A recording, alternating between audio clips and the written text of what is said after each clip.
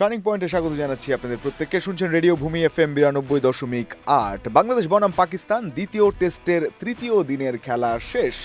যা কিছু গল্প তা কিছু আরও একবার জানিয়ে দেব। বাংলাদেশের অবস্থা বেশ ভালো। পাকিস্তান 437 রান প্রয়োজন, অর্থাৎ যে রানটা লক্ষ্যমাত্রা দিয়েছে বাংলাদেশ সেখানে থেকেই শেষ করলো এই দিনটা। মাত্র 2 ওভার তারা ব্যাট করার সুযোগ পেয়েছে, যেখানে কোনো রান তারা করতে পারেনি, কোনো উইকেটের পতন ঘটেনি। আর এই সিলেট টেস্টে বাংলাদেশ শুরু করেছিল টস হেরে ব্যাট দিয়ে 278 রান তারা করতে পারে। পরবর্তীতে পাকিস্তান করে 232 রান।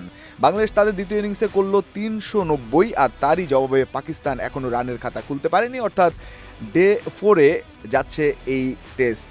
সেখানে ফলাফল হবে কিনা, নাকি পরের দিন যাবে, কোন দিকে যাচ্ছে ভাগ্য এই টেস্টের, বাংলাদেশ নাকি পাকিস্তান নাকি অন্য কিছু, সেই খবরাখবর আমরা জানতে পারবো সামনে। তবে আজকের দিনে যা ঘটে গেল সেটা নিয়ে যদি কথা বলি, অর্থাৎ বাংলাদেশের এই সেকেন্ড ইনিংসটা মাহমুদুল হাসান জয় একটা 50 হাঁকিয়েছিলেন আগেই। তারপর মুশফিকুর রহিম এবং লিটন দাস আজকে লম্বা পার্টনারশিপে 137 রান মুশফিকুর রহিমের ব্যাট থেকে এসছে, সর্বোচ্চ 69 করেছিলেন লিটন কুমার দাস। তাইজুল শেষ দিকে 22 কন্ট্রিবিউট করেন, মিরাজের ব্যাটে 19 আসে, আর শরীফুল 15 বল থেকে 12, তাসকিন করেন 6। সব মিলিয়ে 390 বাংলাদেশ করতে পারে। 46 রান আগেই বাংলাদেশের ছিল লিড। আর 4 উইকেট পেয়েছেন খুররাম শেহজাদ, 3টা পান সাজিদ খান, আর 2টো উইকেট হাসান আলী।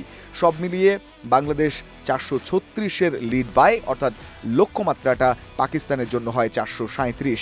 আর এই শেষ বিকেলে পাকিস্তান তাদের দ্বিতীয় ব্যাটিং ইনিংস, অর্থাৎ এই টেস্টের 4th ইনিংসে আজান আওয়েস এবং আবদুল্লাহ ফজল যখন ব্যাট করতে আসেন তখন 2টো ওভার খেলা হলো। তাসকিন আহমেদ 1 ওভার 1 মেইডেন, আর শরীফুল ইসলামও ওই 1 ওভারে একটা মেইডেনই পেয়েছেন। 6টা করে বল 2 ব্যাটার ভাগ করে খেলেছেন, কিন্তু কেউই রানের দেখা পাননি। সুতরাং সিলেট টেস্টের ভাগ্য এখন পর্যন্ত 437 রানের বড় লক্ষ্যমাত্রা দিয়ে এগোচ্ছে, এবং পাকিস্তানের জন্য একটা বড় চ্যালেঞ্জ। বলে রাখি, টেস্ট ক্রিকেটে 4th ইনিংসে এত বড় রান চেজ করে জেতার রেকর্ড নেই। সুতরাং একটা বিশ্ব রেকর্ডই গড়তে হবে এক প্রকার পাকিস্তানের এই ম্যাচ জিততে হলে। সুতরাং বাংলাদেশ অনেক অনেক বেশি আপার হ্যান্ডে। ঢাকা টেস্ট 104 রানে জয়ের পর সিলেট টেস্টে জয়ের হাতছানি, এবং আরও একবার পাকিস্তানকে হোয়াইট ওয়াশের হাতছানি লাল সবুজের বাংলাদেশের সামনে। রেডিও ভূমি 92.8 FM।